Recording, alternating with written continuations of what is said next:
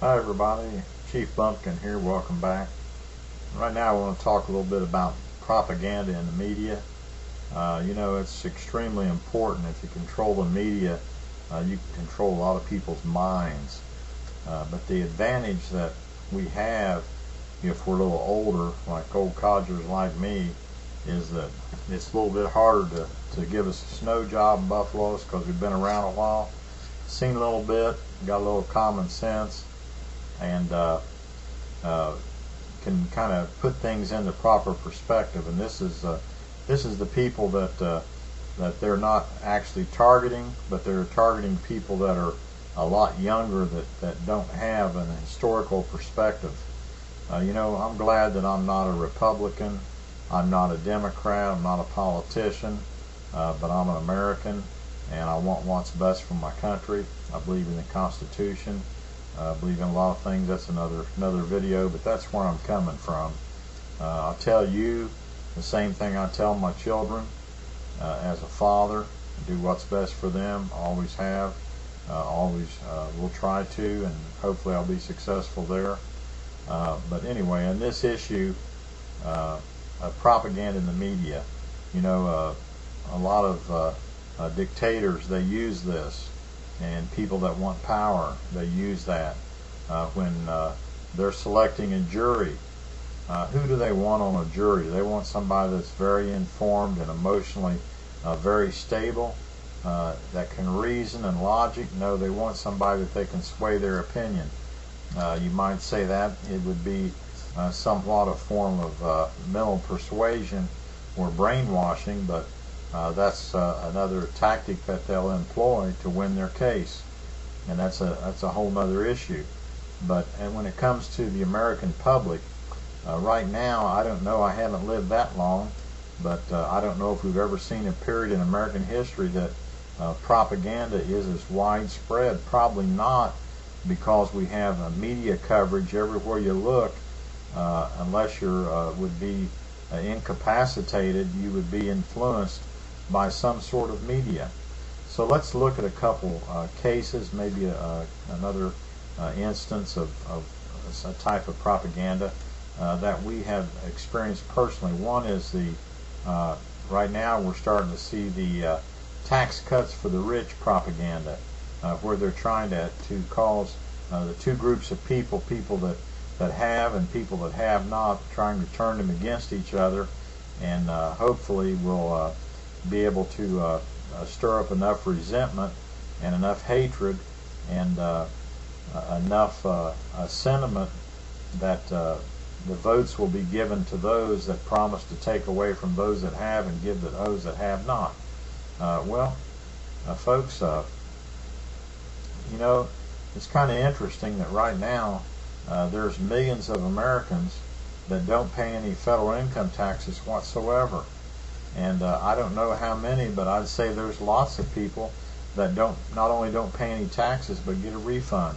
I know one person personally that had an income of about around $20,000 and got back $10,000 in a tax refund, didn't pay anything. And then you take all the people in this country that presently are enjoying government benefits paid for by the taxpayers, paid for by the people that do have means, and yet now we're trying to get everybody all up in arms about these expiring tax cuts, and they say that they're for the rich. Well, this thing is so lopsided and so propagandized that we gotta stop and realize that the people that do have means are the people that are going to energize the economy when they put those means to work. We've got a lot of people in this country that we would say that they're well-to-do, that are small business owners that right now are holding back anything because it's so uncertain of what the administration and the federal government is going to do, that they're afraid to venture forth and grow their businesses. And we're in a period of stagnation because of this.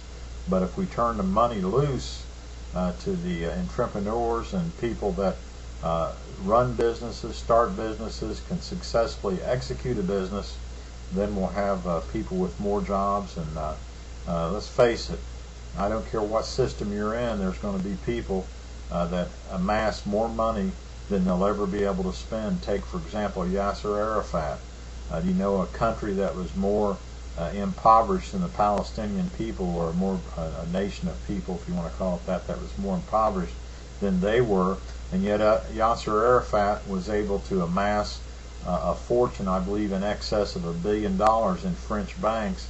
As a matter of fact, his wife, as I understand it, is presently living in France, and quite an extravagant lifestyle. Where'd that money come from? It certainly didn't happen because of his hard work and his industriousness and providing jobs for a lot of people, but I think it came some other way, and it wasn't an American constitutional system that he got it from. Another example of propaganda in the media, we read a column the other day by an author, won't name him, but he said that General Motors is a shining success story of a government program that worked, talking about the auto bailout. His premise was that the government turns billions of dollars loose on General Motors. General Motors takes the money, and the government doesn't interfere any further. Lets General Motors have free reign, and voila, the next thing we know, we've got a revitalized, reinvigorated General Motors, and they're going great guns, and they're prospering, and it's a success story for the bailout program. Folks, I don't think if you live through that period of time, which we did, unless you're under 3 years old, we kind of remember the history on this thing, and we can spot the propaganda. I mean, this is a very easy example. Number one, the money was given, the bailout money was given to General Motors. The next order of business, the White House summons the executives to the White House for consultations, where I'm quite sure they were read their marching orders, were told who is going to be in charge, who the CEO is going to be. They're going to get on board with the green program, and they're going to produce a green car, which turns out to be the Chevy Volt. The government by no means did not interfere with the running of the General Motors, and as it turned out, General Motors wound up in bankruptcy court and had to make some reorganization there.